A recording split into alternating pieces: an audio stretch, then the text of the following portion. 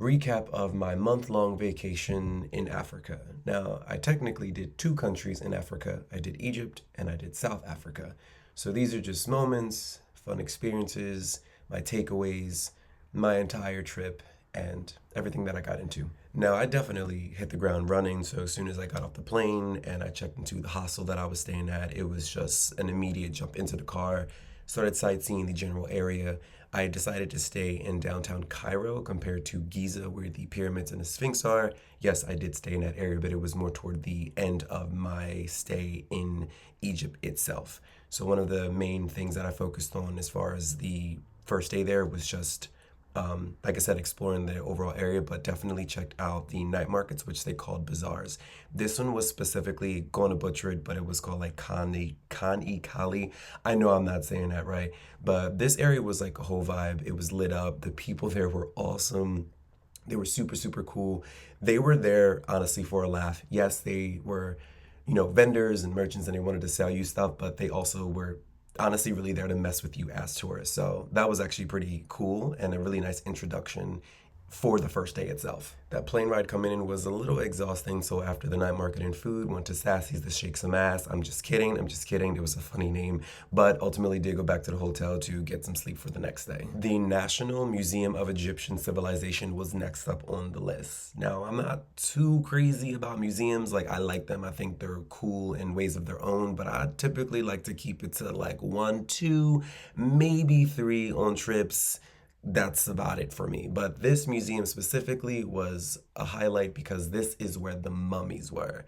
And that itself was a whole experience. Just, yeah, that was an experience. And by experience, I'm not trying to make it seem like it was that deep because it really wasn't, but it was just the idea of mummification itself for me. Like, I might have, in school, like, wrote a paper or like read a book, but to see it in person, it was yeah, like, this is what people did. Like, this is it. This is what they were about. And it was just wrapping my head around, like, I guess the process itself. And I feel like I also couldn't help but think, like, it probably smells a little bit, like, respectfully.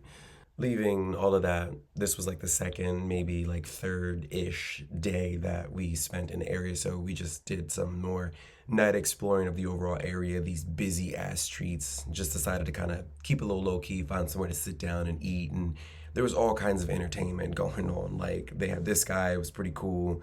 They had Ben 10. It looked like Ben 10. I'm gonna just say Ben 10, but they had his ass out there. And then they had like this gorilla thing that was just doing what it do. It was funny. And y'all, and then they had this situation.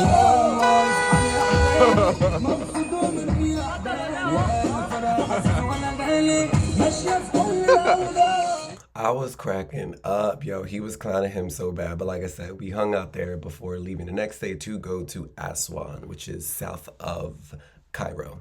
Only spent a few days here. There wasn't too much to do, but like, if you manage your time well enough, you got to kind of touch and do like a bit of like everything. One of the main things I wound up doing was catching a boat ride over to the Nubian village, which was this like secluded, like off the side of the city center area that was just like bright and vibrant, like from like start to finish. Like, they had this hotel. I thought it was just for show. I thought this was just like, hey, this is some aesthetics, but no, this is like an actual real place that people can come and stay. And I don't know, just being able to get out of the city and do something like secluded like this, it was a vibe. I liked it. I liked it. And who the hell was going to tell me camels were so goddamn big and majestic? Like, it's different when you see them bitches up close compared to like seeing them in the zoo. They were cute. The last thing I wound up doing in Aswan was visit the Abu Simbel temples.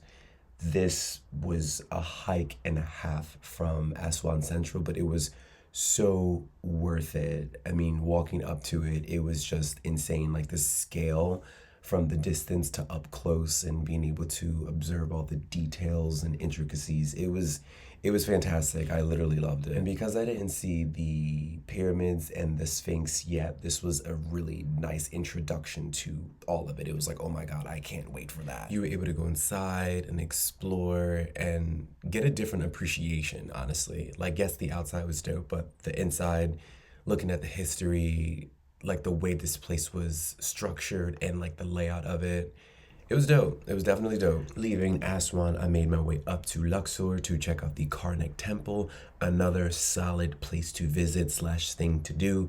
It is massive, so you can spend hours here just getting lost in the layout or just hang out and chill and getting lost in observation. Either or, it's a really solid place to stop and visit. I definitely would recommend dropping by if you're going to be in Luxor. Now, if you know me, you know I like a little adventure, so I make sure to get my behind on one of these hot air balloons for an early morning flight.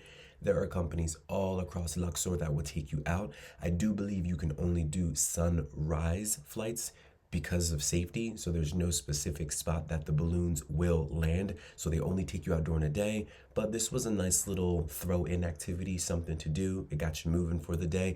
And it was something different. So if you're not afraid of heights, I would say bring a jacket and enjoy the view. One of my favorite stops cruising through Egypt was Dahab. Hands down. Like I was here for a few days, and when I say it was worth it. I didn't even know that I needed to come here until I was here. Like Dahab is this like small, intimate, quiet little hippie town that like for me personally, it just acted as like a small pause, like a break from all the rustle and bustle and chaos of like the bigger cities. And like I appreciated that. Again, like I didn't know I needed it until I was there. Like I feel like here you would get much more of the relaxation vibes out of a vacation compared to anywhere else that I went to in Egypt. I mean, even look at this dog enjoying himself. I would have drowned. Like I easily would have drowned. Like don't play with me. Food was also really nice here as well. Tons of variety. I enjoyed Dahab. I 100% will make sure that I make a stop here my next visit to Egypt. Leaving Dahab, I made my way back up to Cairo, but did a shift over to the Giza area because I still had to see the pyramids and Sphinx, but I needed a little fun along the way. So I did this little Nile cruisy cruise, you know, for a little entertainment and whatnot. Y'all, when they brought this man out, I said, I know you lying. I know you lying. He was so funny. Like I lost it. He had me cracking up the entire time. Him and this guy. You could tell they've been working together for a hot ass minute. And listen, do not ask me to get up and be a part of no acts because I love myself an experience. So I will get up and do what it gotta do, period. After my little nightly cruise extravaganza, it was time to see the pyramids and Sphinx. I was so excited, but I was extra as hell. I was like, I need a full experience. I want to do a quad bike there, and then I want to get off and get on camels. Literally, I was extra as fuck. This guy was just guiding the way there. Like, we needed him to get there. But he was funny as hell.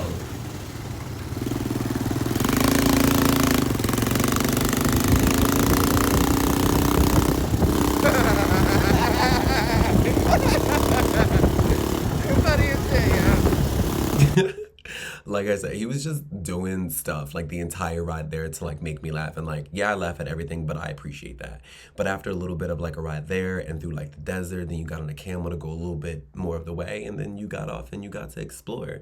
And like something about seeing like the pyramids in person and like up close like this was like so surreal. I can't describe the feeling, but like I felt like grounded almost. And I still am trying to wrap my head around like my feelings and like what I really felt, but I don't know, seeing these in person for some reason really did feel like I was like stepping through time. Like I was like going through something spiritually. It was a really unique experience and I can't put it into words, but it was nice to be able to see these. Checked off the bucket list. And now the second part of my stay in Africa, specifically South Africa and in Cape Town. I was supposed to be here literally days before when I actually did arrive there. Thank you, Customs, for cutting my trip in half. But it is what it is. I made the best of it. One of the things I did when I first got there was visit BoCap, all the colorful houses. This was like a cozy little like neighborhood, and there was tons of shops and like galleries and stuff like that. But my favorite thing was the cafe in the back of that area. This specifically, I believe it's all called Cape Malay. You have to try all these little pastry things. Every single one of them are delicious. It's not hyperbolic. I went back like 4 times. I'm not lying. It was so freaking good. And the other thing I did while I was in Cape Town was I did fine dining. Never did fine dining before, I guess just because I never thought of it. But these little measly ass joints, little ass. But I'm not gonna lie, it was really, really freaking good. Yeah, I feel like it's all finger food, but they give you like 15 of them, so like it does fill you up. But yeah, this was This was nice. Make your reservation at Finn right now. An area I spent a lot of time at would be the VA waterfront. It's like just a hub of things to do. You could see everything from water sports, and there were hundreds of like boats. So if you wanted to do like a cruise kind of sunset or sunrise kind of thing, you could. There's a mall there, so you could do shopping, hundreds of bars, lots of restaurants. I mean, like you name it. There was even an amusement park there and tons of live performances, tons of it. I was able to catch this.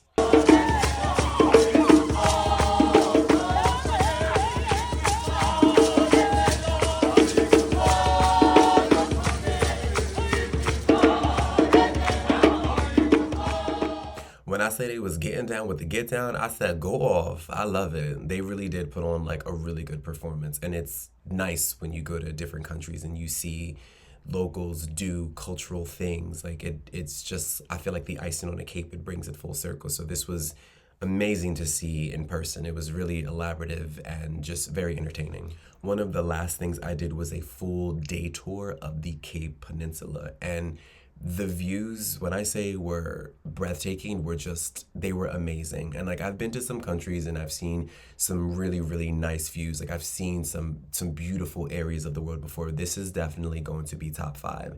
And I liked the Cape because again, my time was cut short already, so I felt like there was so much that I was missing out and I was not going to see. But this peninsula tour kind of covered a good portion of South Africa as a whole. You didn't just see the city center, but you saw just outside of the city, which was this beach area that was, I mean, beautiful. But then you got to see the rest of the Cape all the way through right to where you ended up, which was Cape Point. And I loved looking out at all of this. Even got myself in a little hikey hike. Like I said, I love my adventure. I love exploring nature. Like I feel like I'm always going to do it. Like, and it's always so satisfying. Like, you know, starting off at the bottom and then make your way through the top, like to see the views. It's like, yeah, this was so worth it. Again, the tour of the Cape Peninsula gives you a nice overview of South Africa in little chunks. So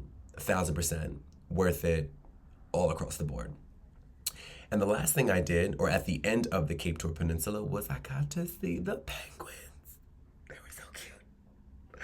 They were so cute. They were so cute. I fell in love with these creatures. I swear, they were everywhere. They were everywhere.